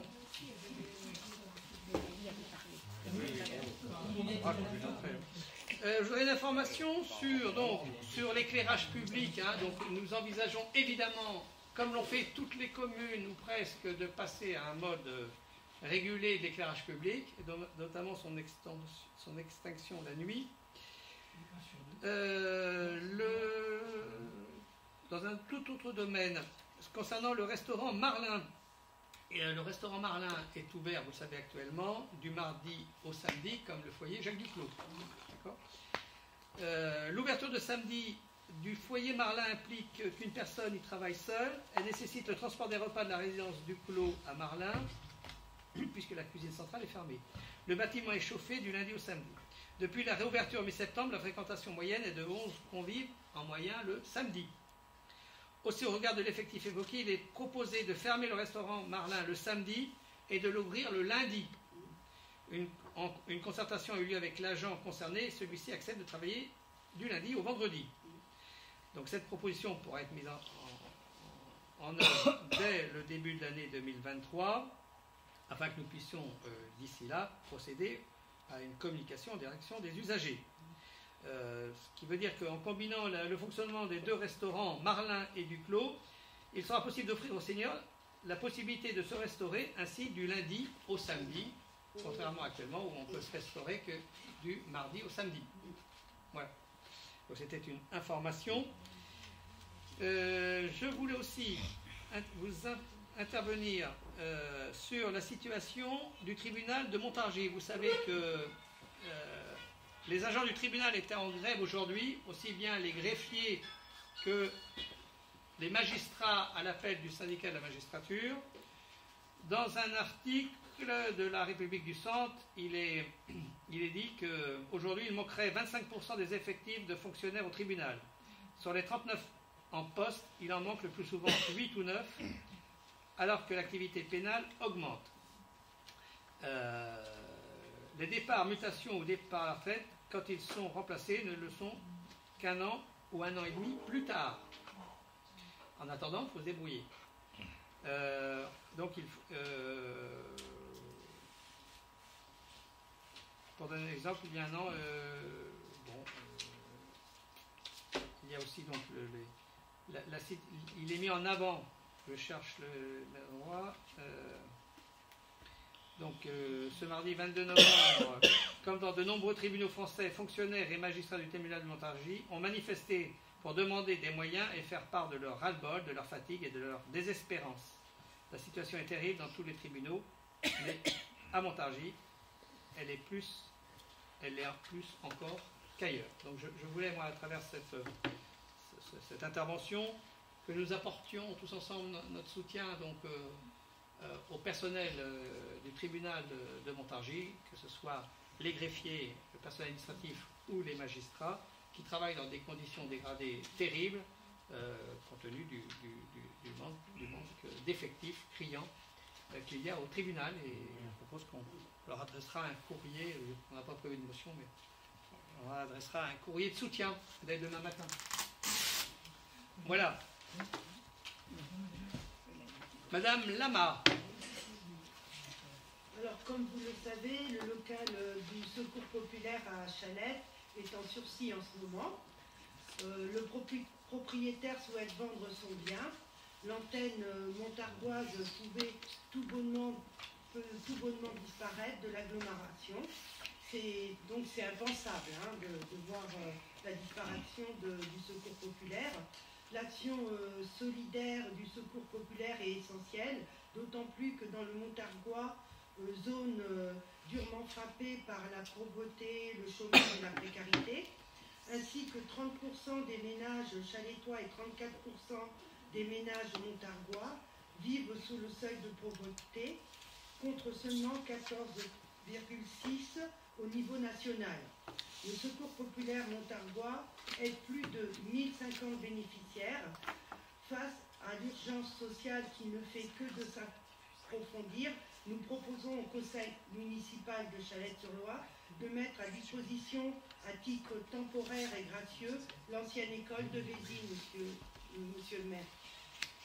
Très bien, oui, non, il n'est pas pensable que les Restos du Cœur, le Secours populaire puisse pas poursuivre ses activités qui sont anciennes dans tout le Montargois. Et ils avaient une antenne avant à Montargis, ils ne l'ont plus, non plus d'ailleurs. Donc nous sommes en train de chercher des solutions de relogement, évidemment le moins cher possible. Donc nous avons identifié plusieurs lieux et nous les avons proposés au Secours populaire et nous sommes en discussion avec eux. Là, je dirais que la balle est dans leur camp pour qu'ils fassent un choix entre les différentes solutions proposées, sachant que de toute façon, quelle que soit la solution retenue, il y aura des travaux d'aménagement à faire dans ces bâtiments. Voilà, travaux sans doute de remise en service de l'eau, du gaz, de l'électricité, du chauffage, peut-être des travaux de peinture. Donc il va falloir, quel que soit le bâtiment retenu, il faudra trouver, il y aura des travaux préparatoires. Mais nous sommes, bien entendu, depuis des mois, pleinement mobilisés sur la recherche de locaux pour le Secours populaire français, afin qu'il reste et puisse poursuivre ses activités à Chalette, au service des plus démunis. Voilà. Je propose donc que nous arrêtons ce conseil municipal. Je vous remercie. Nous nous retrouverons donc le vendredi 13. Le 13 décembre, c'est un mardi. Le 13 décembre, oui. Pardon, excusez-moi. Ce sera aussi un 13 dans le mois. Nous nous retrouverons donc mardi 13 décembre. Voilà, à 20h30. Merci.